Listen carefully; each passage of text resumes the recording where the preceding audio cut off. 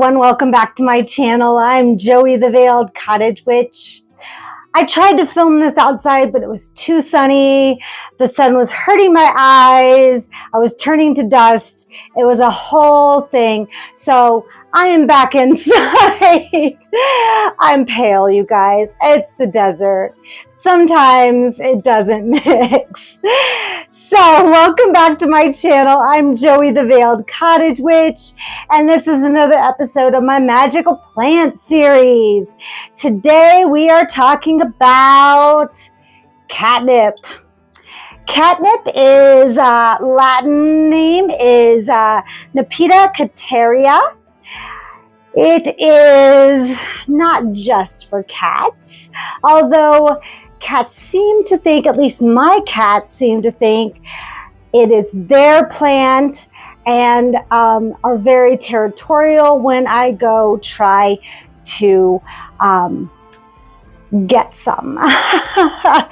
They're like, "Excuse me, Mom, that is mine. What are you doing? Taking some? Don't you know that I need that?" So they are very, very territorial. In fact, here's some pictures right here of them being very territorial towards the catnip, even against each other. There is Diego and Sammy fighting over it. It's ridiculous. So the folk names for catnip is catmint, catrip, catswort, cat's delight, cat's all heal, field balm, nip, and hangman's root. Now, in America, according to Fez Inc. Wright, an author that I have grown to love thanks to my buddy Brad. Thank you, Brad. Catnip is known as hangman's root after an old legend that tells of a hangman who could not build up the courage to do his job until he had partaken of the herb. So right there, we can tell it instills courage and distills fear. So yeah, so we can tell right away what kind of herb this is. The name catnip comes from the plant's effect on cats, specifically its ability to induce playful and sometimes erratic behaviors. Cat refers to the species the plant affects, and nip refers to the slight bite, hinting at the ways cats interact with the plant. And the Latin name cateria also reflects this meaning of cats. Now, before we get too far into this, as always in my magical plant series, this is a word from my sponsor. This video is sponsored by Yeti Scrubs. Make dry skin an urban legend. Their premium salt scrub combines the finest Pacific sea salt, Himalayan, and Dead Sea salt to gently and luxuriously remove dead skin cells, leaving your skin renewed and radiant. Their blend of natural oils provide lasting moisture that I can feel for days. They even carry a lip scrub, lotion, bath bombs, laundry detergent, bath soaks, and even more. So here's the deal. Go to yetiscrubs.com, enter the code veiledwitch, VEILEDWITCH, and get free shipping on all your orders. Go now. So catnip or catmint has similar effects on humans. So this is where we draw that bridge. So Irish Celtic warriors would chew the leaves of the plant to give them fierceness in battle. And in English folklore, chewing the leaves was known to make even the most gentle person fierce and quarrelsome. Like Saturday night's all right for fighting, kind of quarrelsome.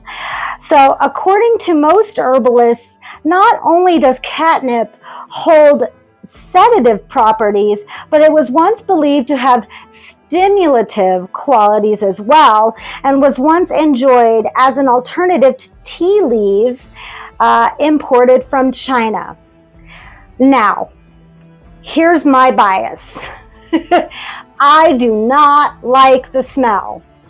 You will not see me opening this unless I have to make a tea from it. I don't like the smell of catnip, like at all, not even a little bit. And maybe it's just because the strain that we grow, I don't like the smell of it. It is not pleasant.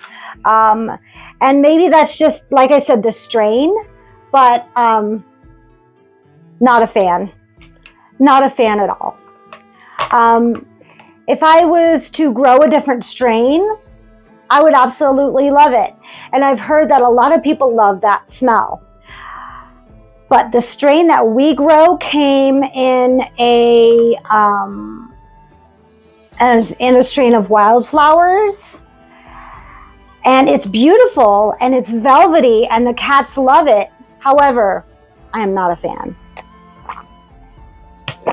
But when I put it in a tea with peppermint and lots of other wonderful herbs, it's lovely. I just don't like it. Because it belongs to the mint family, it does have exhilarating aspects to it, but because of its association with felines, we can guess that it mostly applies to cats. So the playfulness, the stimulation, the euphoria, you might get a little bit of that, but it's mostly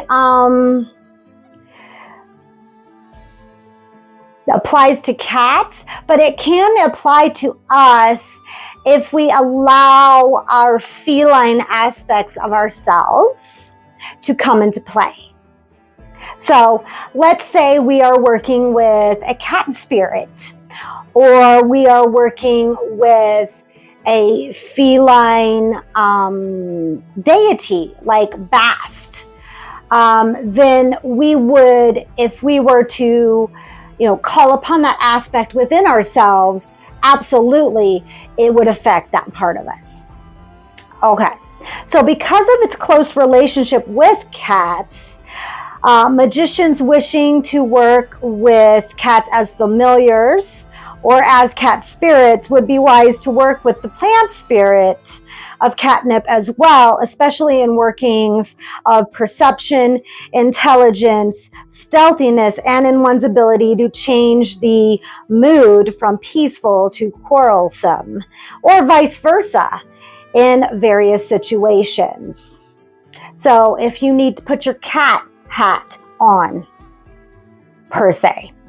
All right, so in certain folklore, once given to your cat, catnip has been known to create a psychic bond between the two of you. So once you give them catnip, it has been known to create this psychic link. I think it's just like, oh, you've given me catnip. You love me. Now we have a bond. But some say it's like this psychic bond. Whether it's because they love you for giving you for you giving them catnip, or if it's a psychic link, either way, there's a connection there. This is likely where the witch's cat familiar became so popular, and it's also intoxicating to the cat. Like the cat, it has an effect on the cat. Like either it gets them high or gets them drunk. Most of the time. Very rarely it has zero effect on the cat, but very rarely.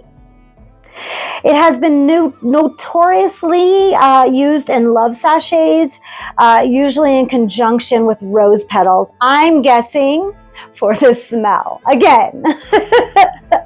And as the legend goes, If you hold catnip in your hand until it's warm, then hold anyone else's hand, they will be forever your friend.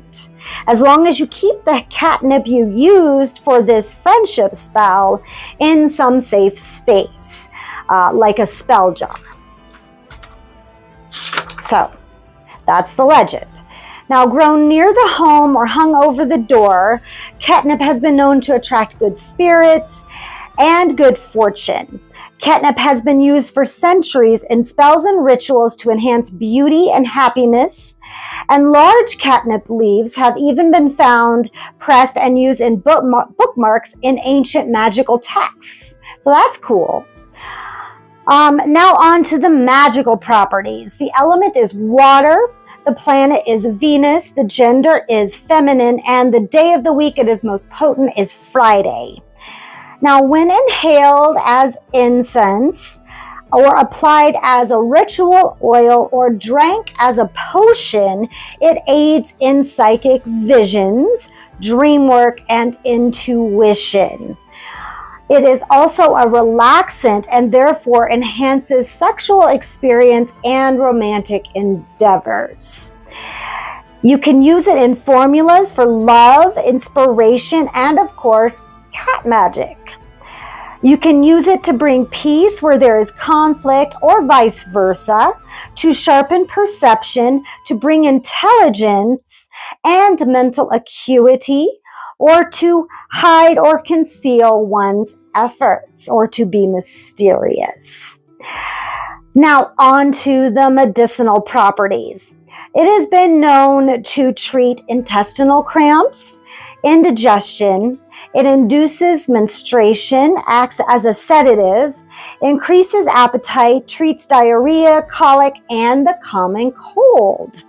The dried leaves have been smoked to relieve respiratory ailments, and the tea can be used as a poultice to reduce swelling. It can also be smoked recreationally, quote unquote, for its euphoric effects. Now, when I was trying to quit smoking cannabis, I would smoke catnip as a replacement. It did not have the exact same effects, but it would get me by, if that makes sense. So there you go. The essential oil of catnip is used as an insect repellent. So that's pretty cool.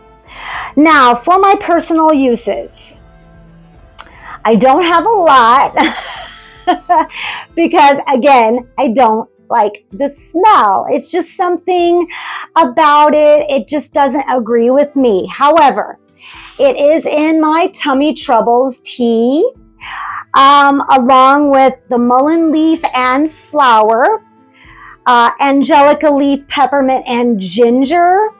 This stuff is amazing if you wake up with indigestion, if you have any kind of constipation, which diarrhea is a form of constipation. Don't forget.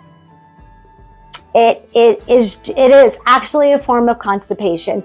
Even if you don't think it is, it still is. Trust me, it is. I also use it for, I'll put this down in the description box. I will hook you up, guys. Healing for cats. Any kind of healing spells for cats. If you have one of your little kitties who's not doing well, adding catnip into a healing spell is a must. It will automatically help to stimulate the healing of your little kitty. It is good for anxiety sachets and, of course, love sachets and spells, and to increase any kind of psychic strength. I've used it in those ways. Very, very little. Just a little bit is all you need, because too much is stinky. Yeah. So that is catnip. How do you guys use catnip? What do you guys use it in? Do you guys use it as a tea? Do you smoke it? Do you use it in any kind of potions? Do you guys ingest it, or do you just give it to your cat and let them go crazy? Please let me know in the description box below. My tummy troubles tea is $10 on my website. There will be a direct link down below. Yeah, that's catnip. There's not a whole lot, but I thought I would include it since it is growing so prolifically in my garden. I hope you enjoyed the pictures. Please make sure that if you do purchase anything on my online store, you enter the code word at checkout, all caps veiled, to get your free shipping. You can still get energy work from me, and know that you can get tarot readings now from Bobby Fierro over at Wild Raven Tarot. He's now an employee of mine. So he is an amazing reader, and I'm so blessed to have him doing tarot readings for me. So you can book that directly on my website as well. You can also financially support me by buying me a coffee. You can also just give me a like and subscribe if you'd like to see more content. Other than that, live your best life and live for yourself. I'll see you on the next one. Bye.